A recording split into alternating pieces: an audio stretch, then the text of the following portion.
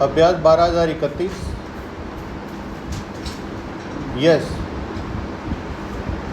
कवि रहीम ने मध्यकाल में इस दोहे के माध्यम से जल की उपयोगिता को उजागर करते हुए कहा कि जिस प्रकार मोती का कांति के बिना मनुष्य का प्रतिष्ठा के बिना महत्व नहीं होता है, उसी प्रकार चूना आटे का पानी के बिना महत्व नहीं होता है, अर्थात बिना पानी के कुछ भी संभव नहीं है।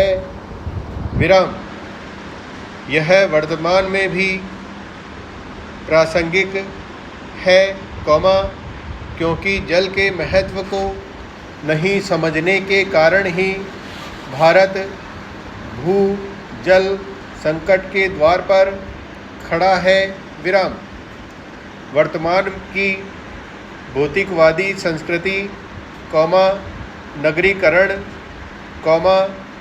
औद्योगिकरण आदि ने जल का अनावश्यक दोहन कर जल संकट पैदा किया है। विराम। भू जल वह जल होता है, जो चट्टानों और मिट्टी में रिस जाता है और भूमि के नीचे जमा हो जाता है। विराम। जिन चट्टानों में भूजल जमा होता है। विराम। वर्तमान में हमारा देश गंभीर भूजल संकट के द्वार पर है। विराम। यदि इस समस्या का समय पर समाधान नहीं किया गया, तो विकास तो प्रतिकूल रूप से प्रभावित होगा ही, साथ ही मानवता का भी क्षरण होगा। विराम। यद्यपि इस संकट का सामना करने हेतु भारत सरकार ने वर्ष 2019 में अटल भूजल योजना, जल शक्ति अभियान आदि उल्लेखनीय प्रयास किए, लेकिन यह सर्वविदित है कि सिर्फ राजनीतिक इच्छा शक्ति के बल पर कोई योजना सफल नहीं हो सकती। विराम। इसके लिए जन सहयोग भी आवश्यक होता है। विराम।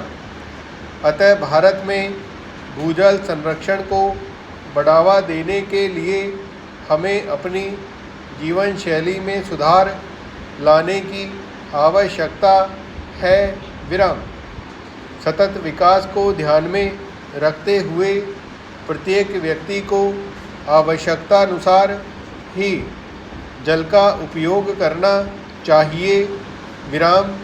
अंत में यह कहा जा सकता है कि जिस प्रकार वर्ष 2014 से 2019 तक स्वच्छ भारत अभियान को जन आंदोलन के रूप दिया गया, उसी प्रकार भूजल संरक्षण के लिए प्रारंभ अटल भूजल योजना, जल शक्ति अभियान को जल है तो कल है के नारे के साथ जन आंदोलन का रूप देकर सफल बनाने की आवश्यकता है।